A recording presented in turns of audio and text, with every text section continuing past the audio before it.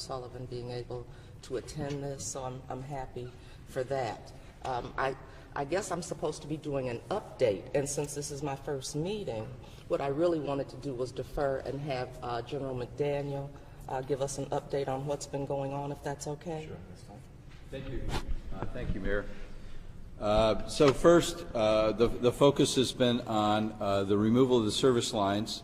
As hopefully you know, but just to reiterate very quickly, working with DEQ, we focused on sort of 3 criteria for the removal of service lines. We were looking at those areas that had continuing high lead in the water sampling. Secondly, we were looking at those areas in which U of M Flint indicated that there was, based upon their modeling, that there was a high density of children or elderly in a neighborhood. And then thirdly, we wanted to assure that the sampling was geographically dispersed across the city. Even though we saw sort of hot spots based upon the location of lead service lines, sort of locations obviously where you had a higher concentration of children in neighborhoods, we wanted to assure that we were sort of getting a true test across the city and as much information from doing this first 30 sites as we could. So the 30 sites total are fairly geographically dispersed, although there are 2 or 3 concentrations based upon the other data that I mentioned. That process has been delayed about a week longer than we would like, candidly. There are a couple reasons for that. The notification out to all of the citizens, Row Engineering is notifying all of the residents that were selected using that process. We selected about 40 sites, 30 first and then 10 alternates. And so they're sort of notifying all of those first, and so it is not started with the vigor that we would have expected. However, we still believe that we can finish this first round, this proof of concept phase, by the end of the month, before April 1st. The other reason that it's been delayed is slightly is because that we wanted to assure that we were taking a water sample from each home prior to the replacement of the lines, and then within 72 hours after the replacement of the line, again, to get as much information as possible from the efficacy of the line replacement. And then the other issue is the City Council accepted, I believe, the $2 million grant at their Monday night meeting.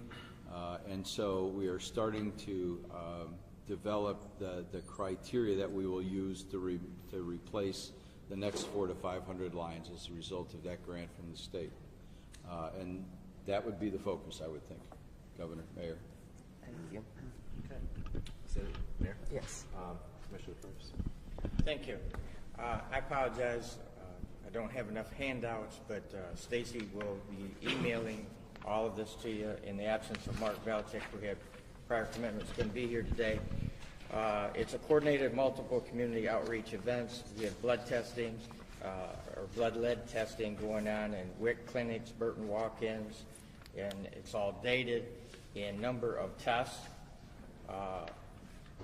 And then schools, Carriagetown Ministries, YMCA, and there's a couple pages that relate to that with dates and the amount of children and adults, blood lead case management, and then there's a description there in an update, WIC, environmental health, as well as communications to the public, in community partner coordination, and resource distribution and securing resources, emergency management coordination, and communicable disease issues as they relate to everything, including the Legionella outbreak report, and all of that will be in report, and all of that will be emailed to all the members of this committee.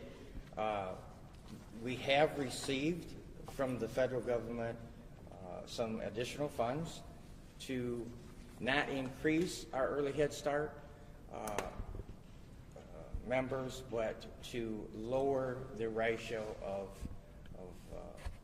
children that are being seen. So we're in the process of hiring new staff to bring those ratios down, to have better coverage there and do more outreach in the homes. We bought cars so that we can go out in the community and get to them because they have problems getting to clinics and everything.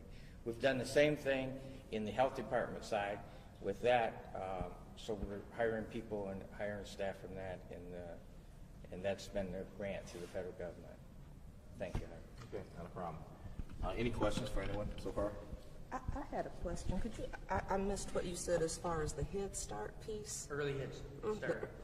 As you know, about 5 years ago, I think we're in the 5th year, the federal government's made that a competitive bid. So GISD won part of the grant, and the Genesee County Community Action Resource Development won the other part of it. Okay. And so they have funded us not to take on more clients nor more kids, but to give us more staff to do a better one-on-one and be more accessible to those that can't make it into the clinics and stuff. So we're doing outreach. $1.5 million that was given by HHS for Head Start.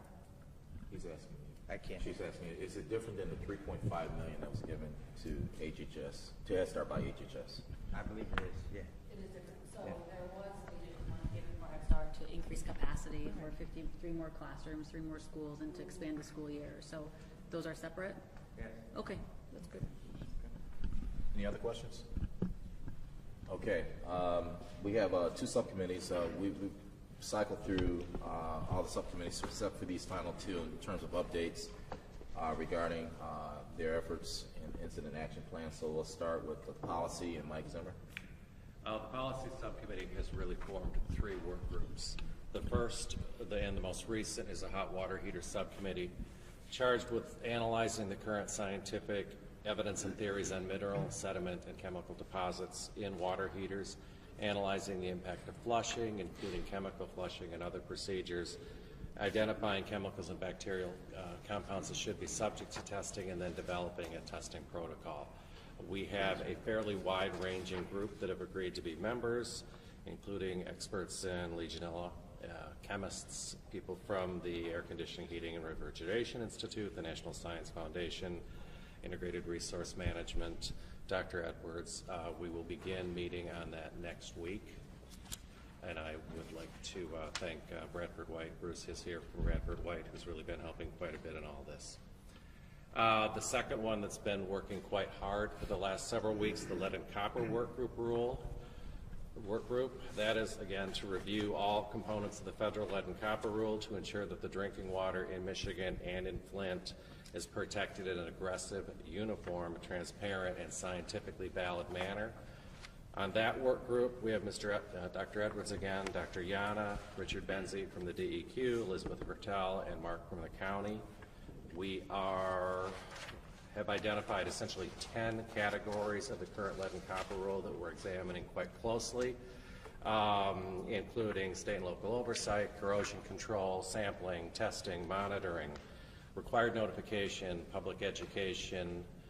A few additional areas, we'll be looking at lead service line and general enforcement. For those of you who have had the pleasure, and I use that term loosely, looking at the current EPA enforcement protocols on lead and copper. They're extremely Byzantine and need some simplification so that there's accountability. We'll be looking at that. Weekly meetings are scheduled through the end of the month, and I think we're making really good progress. The last work group is interagency communication. That is really looking at analyzing existing communication protocols between federal, state, and local office relative to water issues with a specific emphasis on Legionella and lead. We want to find the gaps, find where the missing pieces are, and develop protocols that solve those issues. Again, this is Mark from the county. Thank you very much, Mark. Not your Mark. Thank you, Jamie, for providing Mark, Larry from Treasury, DEQ, DHHS. We'll be working through those. We have identified a template to identify communication points and paths, and all those who are in the communication loop are being asked to fill out that template. Those templates are all scheduled to be delivered to me by today. Our next step will be, I've retained a lean process expert to go through that template. We're literally going to process map this to identify where the gaps are, where the redundancies are, if any, so that we can create a more streamlined joint information between all the impacted agencies. Awesome. Any questions? Yes. On at least a couple occasions, the city of Flint has heard about hot water heaters exploding. We had a person to come into the mayor's office a couple days ago and talk about that, and we had others to talk about that last night at a town hall meeting. So my question to you is, have you discovered that that is a consequence of the lead contamination? Is that something that that is being explored? It will be explored now that you've mentioned it, but that is not something that we have discussed to date. We are really in the formation stage. I want to get the chemists there, the manufacturers there, so we can really understand how they work and how the impact of different compounds can happen, but we'll certainly address that issue. By the way, how many residents have, is it 5, 10, or a lot more than that, or just maybe 1 or 2? Well, so we had one come into the mayor's office a couple days ago, and then there were 2 people that mentioned it last night. And so what I believe that we're finding is that there are some people who are a lot more vocal than others, and then there's another case of people having fewer resources than others. And so I believe that we're hearing from the people that don't have the resources to replace those hot water heaters. And so that number is likely much higher than what we're seeing. Okay. It'll be helpful as you get more of that to stay in contact with Mike, because we want to, and also our DEQ folks, so we want to just get on that as fast as possible. The gentleman who was on the Steve Harvey show raised a lot of concerns regarding, the damage to hot water heaters, and we just want to make sure the public's informed of that in a very reasonable way. So that's why this is an accelerated subcommittee that's been formed under the policy. Okay, so moving on, KWA, Nick, Corey. Subcommittee, I think, is on track to hit their end of April deadline that we committed to. Remember, at a high level, the goal of the subcommittee, very high level, is just to get a clear picture of rates that are necessary to provide affordable water to the residents of Flint and to make sure we have a financially viable water and sewer system going forward. And there were 4 tasks we were looking at. First is just update the costs of KWA from the original assumptions, both timing and costs. Second, to understand what the legal and financial commitments of Flint is to KWA. Third is to working with Keith's committee, looking at infrastructure to understand the financial implications of the transition to KWA for Flint. That's both the infrastructure required, the water treatment plant, any testing required, make sure we have it fully reflected in the financials. And then third, do a deep dive on rates. And what we're doing on rates is we're looking at 4 issues. First, what's the drivers of current rates? Second, how do those rates and those components of rates compare to other communities and throughout Michigan? Third, given everything we just talked about, what's a likely forecast of rates over the next 5 or 10 years, and what can we do about it? And then fourth, given some high-level guesses, what is the relative increase in rates for Flint, given relative increase in rates for DWSD, Great Lakes Water Authority now? What we're now looking at is rate structure, which is more of a design question, which is rates are broken into fixed and variable and business versus residential. We weren't going to get into that kind of detail, but that could always be phase 2. So where are we at now? We're just about next week to hire a vendor to help us with some of the rate analysis. Rate analysis is an art in itself, so we'll bring someone on board by next week. We've done a rough review of the financial obligations to Flint. Some of them are very hard, the $6 or $7 million of debt service for the next 20 or so years. There's also contractual obligations for capacity. So we're almost done with the legal and financial analysis of commitments to KWA. We're meeting with the county today and KWA to understand the updated costs of the system. and we're starting the rate analysis. The biggest issue, again, we're just the tail on the financial side, but it's really an operational question, is getting our arms around the transition costs for Flint. And as I said, that's both the infrastructure, the water treatment plant, anything else necessary, and getting it done on time. And so we'll just be continuing to use ranges in the financial analysis until we get higher estimates. That's it. Any questions on the rate piece? I just want to say, everywhere we go in terms of dealing with the residents, this issue comes up in terms of rates and their concerns with KWA. And so while the lead and Legionella and other things are really hot topics right now, that has always been one of those driving factors in this community in terms of the cost of water and it being one of the highest costs in the country for a community, socioeconomically defined community like this. So it is a big issue, and so as you all hear things as you're talking, I think this is one of the things you can keep in mind. Jamie. Thank you. The Sloan Museum here in Flint has put together a very, very comprehensive walk through how our water is and how you treat it and what you do for it. And I guess they've had several speakers. Last night was our turn, and so the CEO, Jeff Wright, KWA, and myself and others gave a presentation there last night. It was well attended. They had every seat that was out and available full. It went over really well. All of that charting, everything that we did, will be accessible and uploaded to the website for Care 90 KWA Water Authority, so you'll be able to see that. There's rate structures there. It's all on there, and I look forward to a good meeting today, and I've offered to move the meeting so that if anybody needed a copy or see a map or see the bonding or anything, that we can make the copies, and all of that can go back with the people that are participating in the meeting today. So I want to do a one-stop shop and make sure everybody has all the information with, complete. So we're going to meet out to the Drain Commissioner's office, and who's ever here that would like to attend that meeting, I'm open to it. What time is that meeting? It follows this. Follows this, okay. Is the KWA Well, looking at the cost benefit of staying on KWA? Indirectly, because we're looking at the financial commitments that kind of the walkaway price to move.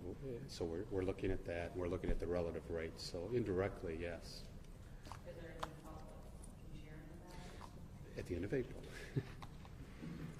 So the clear, just without being too flip, we don't really know yet, but it's clear there are so many financial obligations now between the city of Flint and KWA that we haven't done a deep dive legal analysis, but I don't think there's any out. So that the price of moving back is pretty high. Well, I wasn't involved prior, but I know what we were told, the residents of Flint were told, was KWA was going to save money, and so we're waiting to see if that holds true. And there was analysis at the time that we dug up that showed relative increase. Rates would go up under any scenario, but they would go up less under KWA, and that's what we're revising those assumptions. Sounds like that millage. Dr. Sullivan. When you're looking at your analysis, I know one factor has been the timing of when Flint would be going on to the KWA, whether it be before or after the Genesee County's treatment facility has been built and set up. One concern that I have about moving beforehand is that there aren't options for the city of Flint should there be a power loss along the KWA. The county, once they have their facility set up and they have a reservoir, then they have a supply of water should there be a power loss. But if Flint was to go on to the KWA beforehand, I still have concerns about if the city has adequate, we don't have a reservoir, is that adequate source of water other than Flint River, should there be some power loss along the KWA? And so I'd like that to be a factor when you're thinking either about the cost of us being prepared for that, or whatever might be necessary should there be a power loss. Okay. Go ahead. I just want to say one thing. I'm really, really hopeful and want to really dive into these rate structures, because in the simplest of terms, for many years, Flint bought DWSD water and then sold to Genesee County. Our water from Genesee County never entered Flint infrastructure, never entered it. Flint sold to Genesee County and marked it up, rightfully so. Genesee County sold it to all the cities, villages, and townships, and still sold the water 20 to 25% less than what Flint residents were paying. I mean, in the simplest of terms, so when you do the deep dive, you're going to see where the costs are. Dr. Reynolds. Yes, when you do the deep dive, is there going to be any discussion about pipeline diameter and perhaps excess capacity that Flint may be perhaps paying almost $1 million a month for, if those things are accurate? I don't understand the $1 million, because they're not paying anything $1 million. It's about $500,000 for the $7 million. And the way it was structured, the first 2 years is paid on the interest of the financing of the mechanism. So I really don't understand where the $1 million. We'll have a deeper dive when we have the analysis, and we'll get into it. But certainly, without even an analysis, it's an old system that was built for bigger capacity that it has. There's line loss, which is really important when you talk about rates, because you have to cover your fixed costs. Those are all going to be components of what's driving the current rates. But again, it'll be part of the analysis, because it's driving it is, I'm sure, a key component of the high relative rates, but we just haven't done the analysis yet. Part of the infrastructure committee's task is to look at, quote, right-sizing the system and looking at diameters, reducing the age of water in the system, and what that maintenance looks like. And so part of that question will be an intersect between the two committees. Is that fair, Nick? No, both on backup water pump sources, other things, infrastructure. These committees taking the lead on operating decisioning and what the options are. We're just making sure the financial implications of all those options are reflected in the financial health of the system and rates for customers. Thank you. Okay. You just got a little taste about what's the real conversation out there in the community. So this is going to have to be boiled down to residential understanding, because when the switch is made, what we're hearing is that people are getting comfortable where they are right now with DWS or with Great Lakes being back online. And you're switching to a new source, and if you can't show a benefit to the community, I think what we're hearing is going to be problematic going forward. So it has to really be laid out for folks to really understand. This can't be at 30,000 feet. And I'm seeing Dr. Atisha and other folks who break it up. Right. Okay. So thank you so much, Nick, for doing that. Colonel? Yes, but before I do that, let me just do that. Colonel's going to pick up after this. We received all your problem and end statements. Thank you for revising them. Here's the revision on the entire Flint Water Interagency Coordinating Committee. This is the umbrella problems and end statement, and this is what we come up with. Now, what I intend on doing with your end statements is to run them by the next couple of focus groups we have, and the question will be to the focus group and the residents: if we achieve this goal, will we achieve success in your mind? Or if we do this, if we end up here, particularly in your areas of policy and infrastructure, quality, health and education, communication, if we end at the end state, have we succeeded? Because I want to get their input, because at some point, this is what we're saying deliverable to the community is, and it's a very simple statement. So thank you for giving me your final drafts. I'll take those final drafts that you've sent, and hopefully next week we'll start running them by the members in the community to really get some feedback from them. And then we can finalize that and go forward. Any concerns with that? Yes. Water quality one, there was still some input late into the evening last night. Okay. So as a final draft, I think Dr. Sullivan will agree with me. There's still a little bit of conversation around trust, confidence, and some of that. So we want to talk over the weekend. Well, yeah.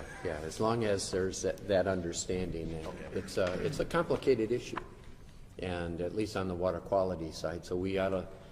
I'd encourage us to get it right from some of those that are having the input into it also. Right, and what you typically hear, I would imagine from the community, would be recommendations. If you all did this, it would make sense for us, or why are you doing that? So it's not a critique, more so than letting them really get a glimpse of where we're trying to head before we actually state to the community in some fait accompli where we're headed, right? So if you can get it to me Monday, Tuesday next week, we're good. I'm hoping to have another one by Thursday next week. It'll be that double balance of the committee will need to stand behind it, and the community will have to understand it. So sure. We need to make sure we have that reconciliation process. Absolutely. Yeah. Can I make a comment on that too? Sure. Because one of the things that we've also heard, even in the documents that we've given, is that we have to make sure that the material is at a literacy level that everyone can understand. Right. Because we have a high rate of illiteracy here in Genesee County. It's about 70%. So I've heard constantly that it needs to be 3rd, 4th grade level. Okay. So I just want to make sure that, because if we're going to give this to the community, they need to be able to understand it. All right. Yes. You know, and this is my first time seeing this, but as I review it, I think it's important to also talk about the financial state of the city of Flint as a municipality, recognizing that the city of Flint is being negatively impacted by people not paying their water bills. And so while this speaks to the city of Flint on a larger scale, the space of the city, we also need to make sure that we keep at the forefront how the city of Flint is being impacted by that, the municipality particularly. Okay. And so hopefully that will be integrated into this end state so that is constantly on our mind moving forward. I tell you what, give me a red line recommendation from you, from where you think this should be. So you can strike a red line or something and send it to me, so we'll have an update from you on that. Fair? All right. Any other comments? All right, Colonel. Yes, sir. Good morning, ladies and gentlemen. I'm Colonel Scott Hippica. Nice to meet you. So continuing our journey as we continue to really wrap our arms around the totality of what all the different state, county, city agencies and our federal partners are doing. So, and trying to also, as we promote what we call unity of effort, it's a military term, but it's a very broad term that speaks to how these different folks are all working together. And so we had a very good meeting this week with Mr. Baird to really create the synergy between what Mission Flint is doing in the afternoon meetings and what the FWICC is also doing in these morning meetings, the Flint Water Interagency Coordinating Committee. So the product I have up here, and I'm going to actually show you 3 of these. These are just samples, but these are examples from the Flint Action Plan that Mr. Baird through Mission Flint they've developed. And what we're going to do for you is essentially show, Harvey, sir. I'm trying to make it bigger. So oh, okay. And these are all in your packets, by the way. If you, I think the majority of you have. I apologize if not everyone has a handout. But essentially, so there's 3 examples of what those are. Harvey, if you click down here. Okay. Click down here. Yes, sir. That thing right, the projector look inside right there. Yeah. That right there. That'll make it. You've got to cancel that and go to that. I'm just trying to get the print a little bit bigger because even on the projector, it's kind of hard to see. Okay. Yeah. March. Some of us are challenged to read that size font, given our age. So these are just these are the goals that as an example, underemployment and economic development. So there are 5 goals within the FWICC, and so previously the term you may have heard me use was lines of effort. We're going to transition that term now to goals. So goals is the broader construct now, as to make sure we're speaking in the same language, because we want to be sensitive that we're speaking all in the same terminology. So goals. So this particular broad goal is supported by 13 supporting goals, and we're not going to go through all those, but I'm going to show you one more example. If you go forward, Harvey, one more. The public water supply and infrastructure broad goal is supported by these 6 supporting goals. Next slide. And then Health and Human Services has this broad provide health and human services under the Flint Action Plan is supported by 8 particular supporting goals. If you go forward now, I'm going to provide you, this is how it would look in what we are referring to as the Flint dashboard. And this was using data as of last night. The Flint Water Interagency Coordinating Committee, FWICC goals, are in concert with Mission Flint, except for one outside of that, which is the statewide implementation plan. But you'll notice, under economic development, the 13 goals I showed you, goals 1 through 13, are here, and it's color-coded to link as we start to track those in terms of percent completion to the left-hand side. And then same thing with the remedying the public's of the water supply infrastructure and overall confidence. Again, you see there's 6 goals there. As we start to track the numerics, you'll see those here. This is the problem statement that Mr. Hollins already articulated here. Here is the end state that he already articulated in the previous slide where he talked about the problem statement and end state. So this is a graphic depiction and it's essentially what we're referring to as a dashboard, so that the committee in its totality can see how we're doing. And then on the lower right-hand corner, these are sample metrics associated with the result of A. If we foster employment and economic development, we achieve action plan goals 1 through 13. A sample might be that we would say the unemployment rate is less than X percent. That could be a metric that we could essentially, that's the mark on the wall, and we could say this is the goal. Again, we were just throwing in from a sample perspective. We would want to refine those, what we want the results of these goals to look like. So each of these goals here, the FWICC goals, have results, and then we would track that completion here. Again, with the goal, ultimately, the end state of what does success look like, and complete unity of effort and everyone in concurrence that this is what success looked like when the FWICC has achieved its proposed in accordance with the executive order. And then what we'll see as this mission continues, or as this teamwork continues, Mission Flint, they are also, these are now lined, this terminology is linked to Mission Flint's goals and what Mr. Baird and his team as they're proposing and as they're moving towards success. And so those other documents that I showed, those 3 samples, those are Mission Flint products. And so this shows essentially what we call nesting and how these are nested and how there's true synchronization between the FWICC and Mission Flint. And if you go next slide, please. This just is the back side. So if you look, each of you has the handout in front of you, and I know it was small, so it's the front and back for everyone here. So if you wanted to have and essentially carry the dashboard around with you, you could do that. This is an example of that. So you could track on either week to week, bi-weekly, however in terms of updating the metrics on that. Next slide, please. And in terms of what these tools are designed to do, so there's a lot of great effort being done here as we manage information. And so we're collecting and processing and storing and disseminating, and we're processing data.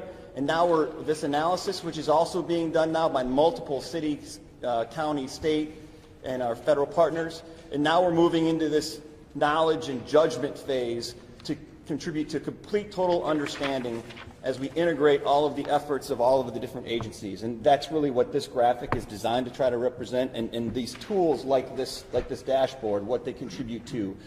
So if you go back one real quick, Mr. Hollins, I'm sorry, one more, sir.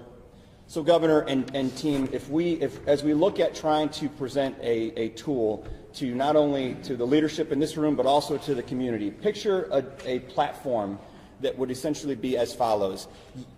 You would open up a website or open up a page, and you could essentially, using your mouse, click on, if you wanted to click on this here, and then the folks in this room could then essentially do a deeper dive on that task, and then that would take you to another layer of information. You click on that, and that takes you to, so it's true transparency.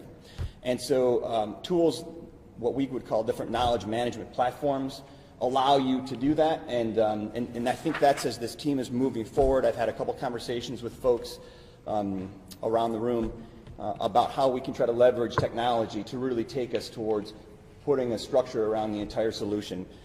Sir, if you go forward for 4. 1, 2, one more. Here, thank you. So in terms of potential next steps, Captain Kalinsky and Mr. Hollins, that I might recommend would be that we finalize those action plan goals. I know Mr. Baird is working towards that, and he's been working towards this with your team, sir, and it's been great effort. And as we now start to see that synergy and that true unity of effort, we try to essentially assign owners to those broad-based FWICC goals. And then those owners are responsible for synchronizing those efforts, and then that allows us to really reach towards that true unity of effort piece I've already spoke of. We look at trying to finalize those results metrics that are in the bottom right-hand corner of that graphic, and then we consider that transitioning to a knowledge management platform that I've already spoke of to allow, as we start to really get after trying to provide structure around all of this information that is truly out there right now. Of course, Mr. Baird. So I know when you see things like cognitive hierarchy and nesting and these kinds of things may not be normal vernacular, but think about this way. This body, the FWICC, is very Flint specific. However, it is set up as an incubator to drive statewide policy relative to water infrastructure, the kinds of things that we've learned and are still learning here in Flint.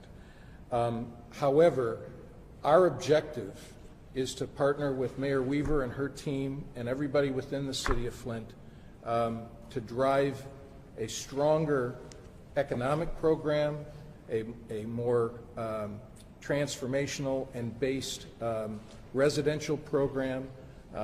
We have everything from blight remediation to commercial development to wanting to set up banking opportunities for folks to get focus on financings regardless of where their house valuation is. There's a lot of different things that are part of this and part of the long-term effort.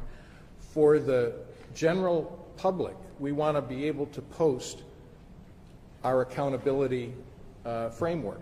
And that should be something like this, which is very simple. It's, it takes each of these major areas and it drives it into short, intermediate, and long-term goals with either a tick mark if it's been completed or a bullet point if it hasn't. And that's something that people can access, and it's in layman's language. Even I can understand it. But longer term, what Colonel Hippica has provided us is really the ability to effect a handoff from this body to Mission Flint, to the leadership of Flint, in a way that will continue to drive a strategy that reflects a partnership with the mayor and her team. Is that a fair way to describe it? Yes, sir. Any comments on this? Yes, because I see some of the folks in Flint kind of like, so go ahead, Dr. Reynolds. Once again, can we safely where these goals does not indicate priority? Right. You mentioned that last weekend, so is that... I think we should reorder the goals. Just reorder the goals. Reorder the goals. Dr. We'll reorder the goals. Okay. Flint community. Complete input. Thank you. Because you're right, order does, rather than have to explain that these are all priorities, it would just be easier to put them in order of priority, but make sure we know that we're accountable for all of them, not just the top ones. Any other comments, gentlemen? And Scott, I understand that these results that you have in the bottom left-hand, or excuse me, bottom right-hand corner of the dashboard are just placeholders, right? That's correct, sir. Because Exactly. It was just bottled water would not be a long-term No, goal. sir. Right. It was just for discussion purposes. Right. So, percentage usage of the water system by residents, for example, might be a better result there. So, to your point, General, the goal will be to have results identified by when? Sure, it's really in terms of the totality of the group. Ideally, in a week or two, if we could try to finalize what those results metrics could look like, but that's up to the discussion of the committee. Okay. I think We all go into this as an iterative. In other words, you know, any effort of this scale requires what I would call a learn, assess, adjust, execute mentality, and then repeat.